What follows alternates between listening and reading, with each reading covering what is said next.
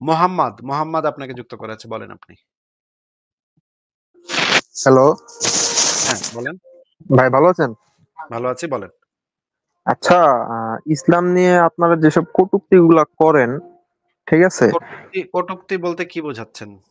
এই যে আপনার হযরত মুহাম্মদ সাল্লাল্লাহু আলাইহি ওয়াসাল্লাম যে নারীদের গনিমতের মাল হিসেবে ব্যবহার করত, যৌন দাসী হিসেবে ব্যবহার করত, ঠিক আছে? যে আমার এটা কি সত্য নাকি মিথ্যা?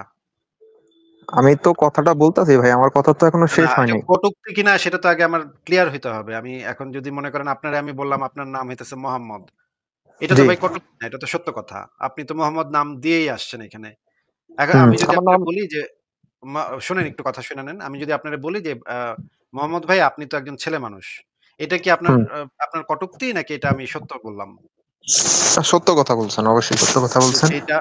যেটা আমি জানতে পারলাম যেটা আমার কাছে সত্য বলে মনে হইলো, আমি দলিল প্রমাণ দিয়ে আমি প্রমাণ করতে পারবো। সেটা যদি আমি বলি, তাহলে সেটা কটূক্তি হবে কেন বুঝলাম না তো। মনে করেন একটা আ লোক খুন করছে। এই লোকটারে যদি আমি বলি এই লোকটা খুনি, খুন করছে। আমি জানি আমার কাছে প্রমাণ আছে খুন করছে। আমি যদি এই লোকটাকে খুনি বলি তাহলে কি সেটা কটূক্তি হবে নাকি সত্য কথা বলা হবে? আচ্ছা, আমি আমার কথা ভাইয়া উইথড্র করলাম।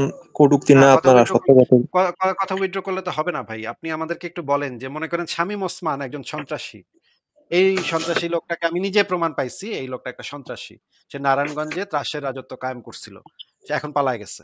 এই লোকটাকে যে সন্ত্রাসী বললাম, এই কথাটা কি কটূক্তি করলাম নাকি ভাই সত্য কথা বললাম? হ্যাঁ, সত্য কথা বলছেন। ৭১ সালে পাকিস্তানি আর্মি বাংলাদেশে গণহত্যা চালাইছে। তারা খুনাখুনি করছে, মানুষ হত্যা করছে। এটা কি ভাই আমি পাকিস্তান আর্মি সম্পর্কে কটূক্তি করলাম নাকি সত্য বললাম? অবশ্যই সত্য কথা বলছেন। আচ্ছা, ২য় বিশ্বযুদ্ধে হিটলার এবং নাৎসি বাহিনী জার্মানিতে অনেক ইহুদিকে হত্যা করছে। এটা কি ভাই আমি কটূক্তি করছি নাকি সত্য বলছি? হ্যাঁ, সত্য বলছেন, অবশ্যই সত্য বলছেন। তাইলে আমার কাছে যদি প্রমাণ থাকে, আমার কাছে যদি এভিডেন্স থাকে, আমি যদি সেই জিনিসটা প্রমাণ করতে পারি, তাহলে সেইটা তো আমি অবশ্যই বলতে পারি এবং আপনি সেটার সপক্ষে আমার কাছে প্রমাণ, দলিল প্রমাণ চাইতেও পারেন। আপনি আইসা বলতে পারেন যে, "আসিফ সাহেব আপনি যে বললেন, নবী নাকি মানে কাফেরদেরকে মাইরা তাদের মা-বেটিকে তুইলা তাদের সাথে নাকি যৌন কর্ম করত। এটা কই পাইছেন আপনি? দেখান আমারে। দেখান, দেখান, দেখান ভাই দেখান।" তখন আমি আপনাকে সেই জিনিসগুলো হয়তো বের করে দেখাবো যে, "এই যে দেখেন ভাই আমি এখানে পাইছি, এখানে এই জিনিসগুলো লেখা আছে। এগুলা কোরআনের আয়াত, এগুলা সহিহ হাদিস, এগুলা সিরাত, এগুলা তাফসীর, এখানে এগুলা লেখা আছে।" এখন যদি আমি আপনারে দেখায় দিতে পারি এবং আপনি যদি আমার কথাগুলোকে ভুল প্রমাণ করতে না পারেন বা আমার কথাগুলোকে মিথ্যা প্রমাণ করতে না পারেন, তাইলে তো আপনি আর আমার কথাটাকে কটূক্তি বলতে পারেন না, তাই না? হ্যাঁ, অবশ্যই। তাইলে আমরা একটু কি বাইর করে দেখব যে আমি আসলেই কটূক্তি করি নাকি এগুলো না, সত্যি, সত্যি আছে? না, এগুলো কি আমরা একটু আসিফ বাইর ভাই, করে দেখব? আমার আমার কিছু কথা ছিল, তারপরে না হয় দেখায়েন। আমার কথাটা হচ্ছে যে আমি আমার কথাটা উইথড্র করলাম, কিন্তু এখানে কথা হচ্ছে আপনি যে ৭১-এর কথা বললেন, জার্মানির হিটলারের কথা বলেন, এগুলো তো সব আধুনিক সভ্যতার যুদ্ধ, তাই না? মানে আধুনিক যুগে যে যুদ্ধগুলো হয়েছে, আমাদের সময় তো আধুনিক যুগ ধরা হয়, তাই তো? আ বা আমি কি বলব? আপনার কি নাকি আপনি কি আমাকে কোন প্রশ্ন করছেন নাকি? হ্যাঁ, আপনাকে প্রশ্ন করছে যে আচ্ছা তাহলে আমার এগুলো তো উত্তরটা মানে শোনেন। আমার উত্তরটা শোনেন। আ আচ্ছা ভাই। নৈতিকতার বিষয়টা কোন সময়ে করা হইছে তার উপরে নির্ভর করে না। নৈতিকতার জিনিসটা ইউনিভার্সাল। মানে মনে করেন আমি যদি আপনাকে এখন একটা ঘুষি মারি অযথা, এইটা আমি ১০,০০০ বছর আগে যদি এই ঘুষিটা মারতাম, তখনও এটা অন্যায় হইতো। এখন করলেও অন্যায় হবে। ১০,০০০ বছর পরে করলেও এটা অন্যায় হবে। আমি আমার আমি না, যদি আসিফ ভাই, আমি আচ্ছা যদি শুনুন আমি একটু। যদি আ কথাটা শুনে নেন, আপনার কথা কথাটা শুনেন ভাই। যদি একটা মেয়েকে বিনা অনুমতিতে সেই মেয়েটার ইচ্ছা নাই, সেই মেয়েটার কনসেন্ট নাই, সেই মেয়েটার সম্মতি নাই, কিন্তু আমি যদি সেই মেয়েটার গায়ে হাত দেই, সেইটা ১০,০০০ বছর আগেও যেরকম অন্যায় ছিল, আজকেও এটা অন্যায় হবে এবং আগামী ১০,০০০ বছর পরে গিয়ে যদি আমি তার গায়ে হাত দেই, সেটাও অন্যায় হবে। নৈতিকতার বিষয়গুলা সমাজ বাস্তবতার উপরে নির্ভর করে না। নৈতিকতার বিষয়গুলা নির্ভর করে জিনিসটা অন্য মানুষদের জন্য ক্ষতিকর নাকি উপকারী তার উপরে নির্ভর করে। মনে করেন আজ থেকে ৩০০ বছর আগে ভারতে সতীদাহ প্রথা প্রচলিত ছিল, তাই না? হ্যাঁ, সেই সময় তো সমাজে ভারতের সমাজটাই এরকম ছিল। সবাই এইরকম মানুষকে মেয়েদেরকে চিতায় তুলে দিত। জামাই মরলে মেয়েদেরকে চিতায় তুলে দিত, তাই না? হ্যাঁ। তাহলে তাহলে কি আমরা বলতে পারি যে সেই সময় সেটা একটা ভালো কাজ ছিল? অবশ্যই এটা মানবতা বিরোধী অপরাধ হিসাবে ধরা হয়, আর নৈতিক মানে নীতি বিরুদ্ধ কাজ ছিল অবশ্যই। তাহলে দেখেন তাহলে দেখেন সেই সময় কিন্তু সবাই সেটা করতো এবং সামাজিক প্রথা ছিল। ভারতে অনেক জায়গাতে এটা হইতো। তারপরেও কিন্তু এটা কিন্তু ৩-৪০০ বছর আগের ঘটনা।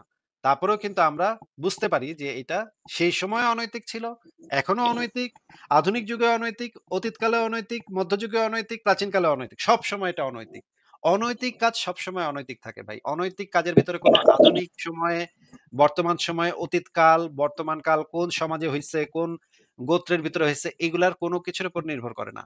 যদি সেই কাজের দ্বারা অন্য মানুষের ক্ষতি হয় এবং হুম। সেটা যদি অন্য মানুষের শারীরিক, মানসিক নানা ধরনের ক্ষতির সম্মুখীন করে, অর্থনৈতিক ক্ষতির সম্মুখীন করে বিনা কারণে, তাহলে সেইটা বিনা কারণ বলতে আমি বোঝাচ্ছি যেই কারণটা আ বাস্তবে যেই জিনিসটার কোনো প্রমাণ নাই। এরকম কোনো কারণে যদি করা হয়, তখন এটা সবসময় সর্বযুগে এটা অনৈতিক থাকবে।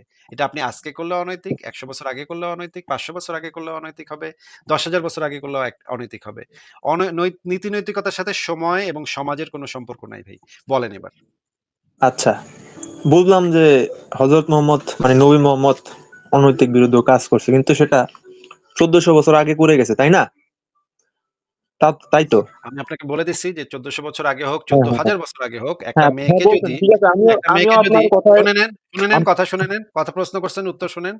১৪,০০০ হ্যাঁ, বছর বলুন। আগেও যদি একটা গোত্রকে আক্রমণ করে তাদের পুরুষদেরকে মেরে তাদের মেয়েদেরকে যদি তুলে নিয়ে আসা হইতো, সেই মেয়েটার ঠিক একই কষ্ট হইছে যেটা আমাকে মেরে যদি আপনি আমার বউকে তুলে নিয়ে যান, তার যে কষ্টটা হবে ১৪,০০০ বছর আগের ওই মেয়েটার ঠিক সিমিলার কষ্ট হবে। ওই মেয়েটা ঠিক সেম কষ্ট পাবে।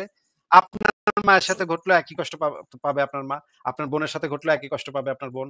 ১৪,০০০ বছরও আগেও সেই মেয়েটার একটা ভাই ছিল হয়তো, সেই মেয়েটার একটা বাবা ছিল হয়তো, সেই মেয়েটার একটা স্বামী ছিল হয়তো। তাদেরও যে কষ্টটা লাগছে, আমার সাথে আমার পরিবারের সাথে ঘটলে আমার পরিবারও সেই একই কষ্ট পাবে ভাই। এই কষ্ট হ্যাঁ, হ্যাঁ। সময়ের উপর নির্ভর করে না ভাই। হ্যাঁ, আপনাকে হ্যাঁ ১৪,০০০ অবশ্যই। বছর আগেও না, না। ১৪,০০০ আমি বছর আগেও আমি যদি আপনাকে আসলে হাতুড়ি দিয়ে আমি বাইরাই, আপনার পায়ে যদি আমি হাতুড়ি দিয়ে বাইরাই আপনি যেই ব্যথা পাবেন, আমার পায়ে যদি আপনি এখন এই মুহূর্তে যদি হাতুড়ি দিয়ে বাইরান আমি একই ব্যথা পাবো ভাই। ওই ১৪,০০০ বছর আগে দেইখা ওইটা ভালো হয়ে গেছে আর এখন হইলে এটা খারাপ হয়ে যাবে। এই সময়ের সাথে, সাথে মানুষের ব্যথা তো পরিবর্তন হয়ে যায় না ভাই। আরে নৈতিকতার বিষয়গুলো তো পরিবর্তন হয়ে যায় না ভাই। তাইলে না, আপনি না ঠিক কিভাবে আছে বলতেছেন বুঝলাম। যে এই ১৪,০০০ ১৪ বছর ১৪০০ বছর আগে এই জিনিসটা বারবার আপনি কেন আনতেছেন এটা আমি বুঝতেছি না ভাই। আরে দাদা ভাই, আপনি তো আমার কথাটা শেষ করতে দিলেন না। ১৪০০ বছর আগে তো আপনার কাফেররা ছিল, এ যুগের মতন কাফেররা ছিল। এখন তারা যে কোরআন হাদিস বিকৃত করে ফালাই নাই, ঠিক আছে? এখন নবীর বিরুদ্ধে যে মিথ্যাচার ছড়ানো হয় নাই, তার কি কোনো আছে, গ্যারান্টি আছে বা কোনো প্রমাণাদি আছে? আমাদের কাছে তো প্রমাণাদি নাই। আপনি যে আচ্ছা, প্রমাণগুলো একটু ওয়েট দিতেছেন করেন, সেগুলো একটু তো ওয়েট হাদিস করেন, থেকে। একটু ওয়েট করেন, একটু ওয়েট করেন, একটু ওয়েট করেন। আমরা যেটা জানি যে কোরআন, হাদিস, তাফসীর, সিরাত এগুলো সবই লিখছে মুহাম্মদের ধর্মটা যেটা, সেই ধর্মের অন্ধ অনুসারী যারা ছিল, যারা একদম গভীরভাবে ইসলাম ধর্মে বিশ্বাস করত, তারাই এই জিনিসগুলা পরবর্তী সময়ে লিখছে। যে খুলাফায়ে রাশিদিন ছিল, যেই মানে মুহাম্মদ যাদেরকে পছন্দ করত, যে সমস্ত খলিফারা হয়েছিল পরবর্তীতে, তাদের যে উত্তরসূরিরা তারাই এই কোরআন, হাদিস, এই সিরাত, সাহাবীরা, তাবেঈনরা এরাই এই জিনিসগুলা লিখছে, এই জিনিসগুলা বর্ণনা করছে। এখন আচ্ছা। সাধারণত যেই ঘটনাটা ঘটে যে একজন বড় নেতার অনুসারীরা যদি বড় নেতা সম্পর্কে লেখে, তাহলে তার সম্পর্কে ভালো, ভালো কথাগুলাই লেখে। খারাপ কথা লেখে না। যেমন শেখ মুজিবুর রহমানের যারা অনুসারী ছিল, তারা শেখ মুজিবুর রহমান সম্পর্কে ভালো, ভালো কথাই লিখছে। আবার একইভাবে মনে করেন পাকিস্তানের ইয়াহিয়া খানের যে অনুসারী, আচ্ছা উনি চলে গেছে দেখেন। পাকিস্তানের ইয়াহিয়া খানের অনুসারী যারা আছে, তারা যদি ইয়াহিয়া খান সম্পর্কে লেখে, তারাও কিন্তু ভালো কথা লিখবে। তারা কিন্তু খারাপ কথা লিখবে না। এমনকি হিটলারের অনুসারীদেরকেও যদি এখন খুঁজে পাওয়া যায়, যদিও এখন খুঁজে পাওয়া মুশকিল, কিন্তু তার অনুসারীদেরকেও যদি পাওয়া যায়, তারা কিন্তু তাদের নেতা সম্পর্কে ভালো কথা লিখবে। তারা কখনো খারাপ কথা লিখবে না। এখন এইটা হচ্ছে খুবই অদ্ভুত ঘটনা হবে যে, সেই ধর্মের অনুসারী, সেই ধর্মের একদম অন্ধবিশ্বাসী যারা তার নবীকে অন্ধভাবে বিশ্বাস করে, তারা তাদের নবী সম্পর্কে বানায়, বানায় খারাপ কথা লিখবে। এটা আসলে খুবই অদ্ভুত ঘটনা হবে। এটা যদি কখনো ঘটেও, এটা হবে শতাব্দীর সবচাইতে বড় অদ্ভুত ঘটনা। এরকম হওয়ার তো কথা না। কারণ আমরা আমাদের হিস্ট্রি থেকে জানি, মানে এই টাইপের মানে বুদ্ধিমান মানে মানুষ আপনি ভাই এত বুদ্ধি ভাই, ভাই এই টাইপের যুক্তি তর্ক করতে হইতেছে। মানে এটা না আসলে আফসোসের ব্যাপার যে এই টাইপের যুক্তি তর্ক আমার করতে হইতেছে। এই টাইপের জিনিস আমার বুঝায় বলতে হইতেছে। এটা না একটা অদ্ভুত ব্যাপার, তাই না? মুমিনদের আমার এই জিনিসটা বুঝায় বলতে হইতেছে যে একজন নেতার, মনে করেন দেওয়ানবাগী পীরের যে ভক্ত, যে দেওয়ানবাগী পীরের ইসের খাদেম, প্রধান খাদেম যে বেটা, সে যদি দেওয়ানবাগী পীরের সম্পর্কে একটা বই লেখে, একটা জীবনী লেখে, সে তো বানায় এরকম ভালো, ভালো কথা লিখবো। মানে তার কাছে যেটা মনে হবে ভালো কথা, সেটা সে বানায় লিখবে। আমার এটা এত ভালো ছিল, আমার দেওয়ানবাগী পীর এত ভালো ছিল। বিরাট ভালো ছিল, হ্যাঁ? মানে মেয়েদের দুঃখে তার বুকটা ফাইটা যাইত। এজন্য সারাদিন মেয়ে নিয়ে বসে থাকতো। মানে যেরকম নবী করতো আরকি। আমার নবী এত ভালো সারাদিন এত মেয়েদেরকে এত ভালোবাসতো, নারী অধিকারের জন্য এতই সোচ্চার ছিল যে সারাদিন নারী নিয়া বয়ে থাকতো। এরকমের আ মানে বিষয়টা হচ্ছে এরা আইসা গিয়া মানে মোহাম্মদের সম্পর্কে কুৎসা রটনা করবে যারা ইসলামে সম্পূর্ণ বিশ্বাসী। এই যেমন ধরেন এইগুলা যারা লিখছে বা সাহাবীরা বা তার ইয়ারা যারা লিখছে এরা সম্পূর্ণ ইসলামে বিশ্বাসী। এদের ঈমান আকীদা নিয়ে কোন সন্দেহ নাই। হাদিস যে বর্ণনাকারী তারা দেখতো যে এই হাদিস বর্ণনাকারী খাড়ায় মুতছে না বইসা মুতছে। খাড়ায় মুতলে তাহলে এর হাদিস নিমু না। তাইলে মানে এর হাদিসই বাতিল। দেখেন খাড়ায় মতার কারণে একজনের হাদিস বাতিল। সে তো এমন হইতে পারে যে সে সত্য কথা বলে কিন্তু একটু খাড়ায় মরতে তার ভাল লাগে। এটা তো হইতে পারে। এটা তো হওয়া অসম্ভব কিছু না। এখন মানে হাদিসের ইয়াগুলা কি করছে? খাড়ায় মরছে আর হাদিস বাতিল। বা ধরেন এর সম্পর্কে লোক অন্য আশপাশের প্রতিবেশীরা বলছে টাকা লোন নিয়ে ফেরত দেয় না। এর হাদিস বাতিল। তার মানে কিভাবে সূক্ষ্মভাবে এই জিনিসগুলা হাদিস বর্ণনাকারীরা যাচাই করছে। যাচাই করার পরে যাদের ঈমান আকীদা সর্বোচ্চ লেভেলের তাদের হাদিসগুলাকে তারা সংকলন করছে। হ্যাঁ? সর্বোচ্চ লেভেলের ঈমান আকীদা। এখন যদি আপনি বলেন যে ভাই অমুকের কথা তো ওরা তো হয়তো বানায় আমার নবী ভালো আছিল কিন্তু খারাপ কথা লেখছে। এরা বানায়া। তাইলে তো আপনার নবী যে ভালো ছিল সেইটার দলিলও তো দেখাইতে হবে আমাদেরকে, তাই না? না, এই টাইপের এই টাইপের যুক্তি দিতে গেলেও ভাই লজ্জা লাগে। কারণ এই টাইপের এগুলা সাধারণ মানে ক্লাস 5 এর বাচ্চাও এগুলো বুঝবে ভাই। আপনারা যে প্রশ্ন করেন, যেই যুক্তি দেন, এগুলো ভাই একদম সাধারণ লেভেলের বাচ্চা-কাচ্চারাও বোঝে এগুলা। আপনারা যেগুলা কেন যে বোঝেন না, এটা তো আমি বুঝি না ভাই। এটা আমার জন্য এটা মাইনা নেওয়া মুশকিল যে আপনাদের মাথায় এগুলো ঢোকে না। হুম। আয়োডিন যুক্ত লবণ। ঠিক আছে? আচ্ছা। আ আসিফ ভাইয়ের যুক্তি খণ্ডন। আপনাকে যুক্ত করা আছে। বলেন আপনি। আসিফ ভাইয়ের যুক্তি খণ্ডন ভাই আপনাকে যুক্ত করা হয়েছে। খণ্ডন করেন ভাই। কথা বলেন।